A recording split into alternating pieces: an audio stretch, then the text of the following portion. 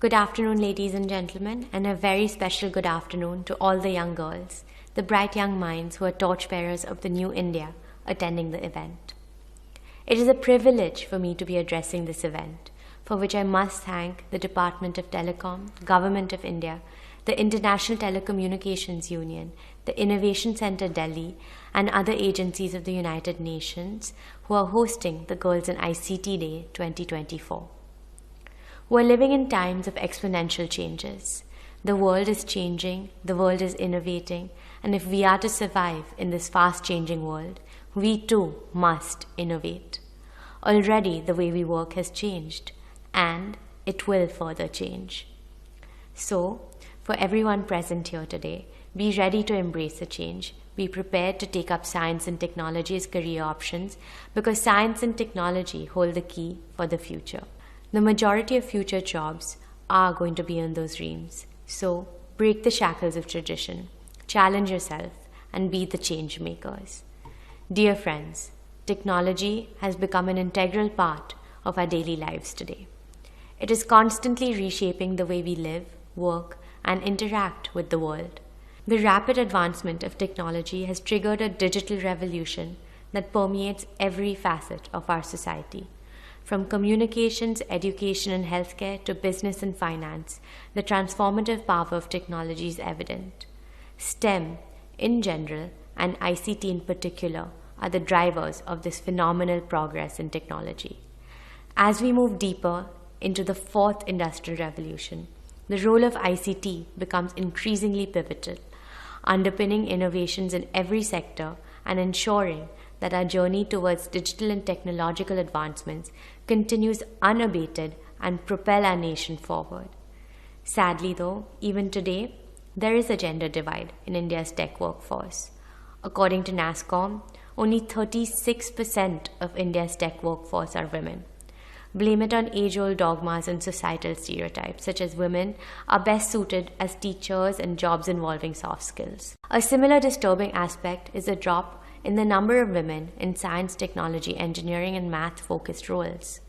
Data from the World Bank shows that women make up 43% of total STEM graduates in India, but account for only 14% of all scientists, engineers, and technologists. India has favorable demographics to make tremendous progress in this era of the fourth industrial revolution, also known as the digital era, and emerge as a world leader. If we are to drive home the advantage of our demographics, both men and women should attain their fullest potential. A male-dominated STEM or ICT landscape where women are underrepresented will rob India of its opportunity to rule the roost. We have missed the first two industrial revolutions and we're merely playing catching up during the third. This era of the fourth industrial revolution has given us the opportunity to make amends. We must rise to the occasion, we must exert ourselves, and we must excel. Otherwise, we run the risk of becoming irrelevant.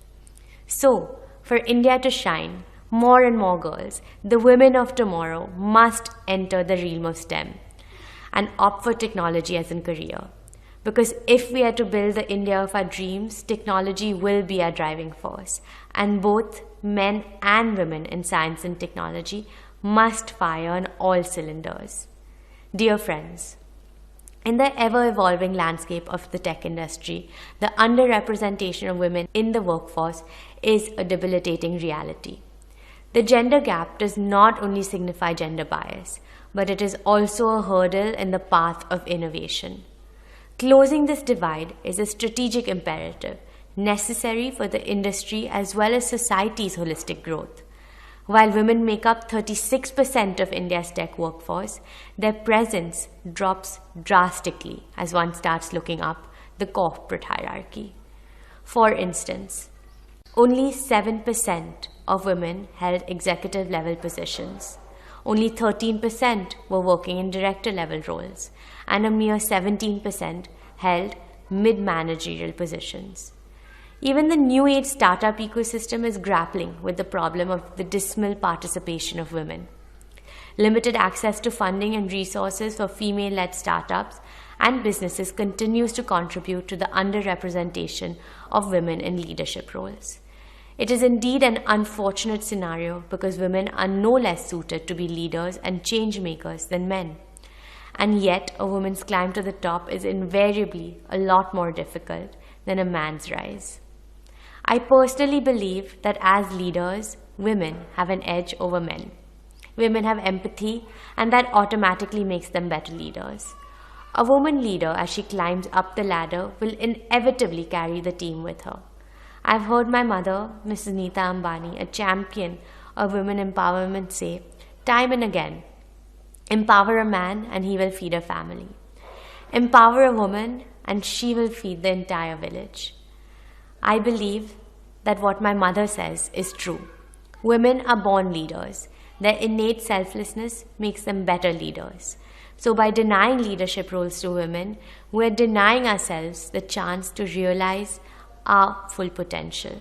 Of course, there are signs of changes all around the world. But let me tell you that the changes must be systemic. A token representation just to show diversity and inclusivity on paper will not make any difference. Women employees must be nurtured from early on in their careers. They need to be shown that their growth can play out in a company and how it will go a long way to help the company. Friends, to encourage increasing participation of women in STEM and ICT and to bridge the gender divide in our tech workforce across the hierarchy, we need to design and execute a comprehensive strategy. First, curriculum enhancement. Strengthening our STEM curricula to promote equal participation is crucial. We must consult gender equality experts to ensure our learning material are free of biases and resonate with both genders. The government, under the stewardship of our visionary Prime Minister, Shri Narendra Bhai Modi, is making alterations and necessary course corrections, and the results are already showing. In the last decade, there's been a 6% increase in women's representation in the tech workforce. However, we still have a long way to go to make it a 50-50 man-woman ratio in every sphere of technology and across hierarchies. With the government doing its part, industry too must chip in to catalyze the transformation. The tech firms too must play their part, devising ways and means to ensure that the career of no woman engineer gets stagnated. Every woman gets the chance, like their male counterparts, to bloom to their fullest. Dear friends, let us pledge to transform our societal frameworks and educational systems to be more inclusive.